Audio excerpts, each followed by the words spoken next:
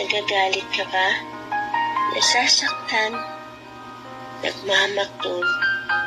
Nagre-rebelde sa isang mga bagay na hindi mo maintindihan? Oo, aminin natin na kahirap sukatin at ahirap unawain ng mundo. Ang mundo ay hindi simpleng bagay lang.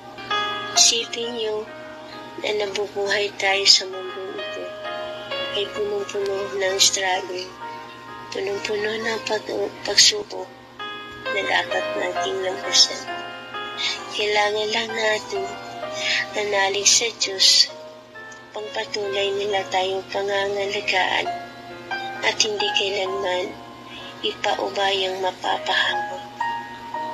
Ang Lord lang ang bubugtangin nating gabay upang maging maituwid ang ating landas at hindi kailanman mahihirapan dahil kung ating sukatin ang ating ginagalawan, tanungan, nakahirap sagutin. Itong mga bagay na Yun na yun.